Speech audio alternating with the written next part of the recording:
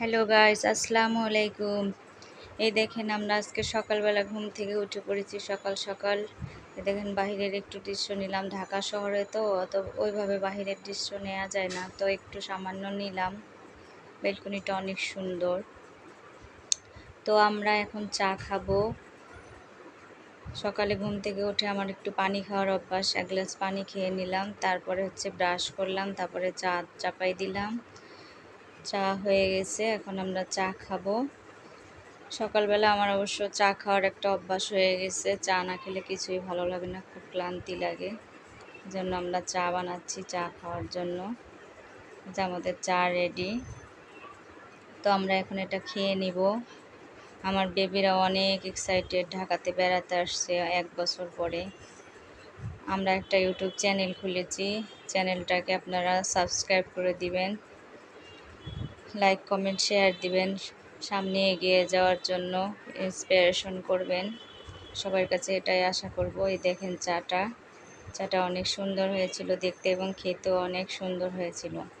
অনেকেই বলে আমার হাতের চা নাকি অনেক সুন্দর, আমার হাজব্যান্ডও বলে। তো আমরা চা খেয়ে নিলাম, এবার বিস্কিট দিয়ে চা খেয়ে নিলাম। তারপরে আমরা বিছানা গোছাবো। আমার বাচ্চারা আবার চকলেট খেতে পছন্দ করে, চকলেট নিয়ে আসছে ওর খালামণি, এগুলা সব খেলো ওরা। এবার বিছানাটা গুছিয়ে নিলাম। বিছানাটা গুছিয়ে নেওয়ার পর রান্না বাড়ার কাজে চলে যাব। মেয়েদের তো ওই একটাই কাজ, রান্না বাড়া করা। আমার মেয়ে আবার আপেল কেটে দিয়েছিলাম, আপেল খেলো, আবার চকলেট শেক বানিয়েছিল সেটা খেলো। তো আমরা এখন রান্না বাড়ার দিকে যাব। রান্না বাড়াচ্ছে, মাছ রান্না করব মিষ্টি কুমড় দিয়ে, পটল দিয়ে।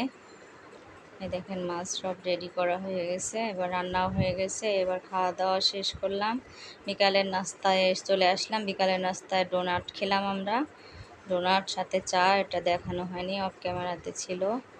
চা খেয়ে নিলাম, ডোনাট খেয়ে নিলাম। তারপরে দই খাওয়া হবে। আমার মেয়ে আবার একটু কেটে ডিজাইন করেছিল। আসলে আপনাদের মাঝে আসলাম, এখন অনেক কথা হবে, বার্তা হবে, আপনাদের সাথে সম্পর্ক ভালো হবে। সবাই ভালো থাকবেন, সুস্থ থাকবেন, চ্যানেলটিকে সাবস্ক্রাইব করে দিবেন, পাশে থাকবেন, লাইক কমেন্ট শেয়ার করে দিবেন।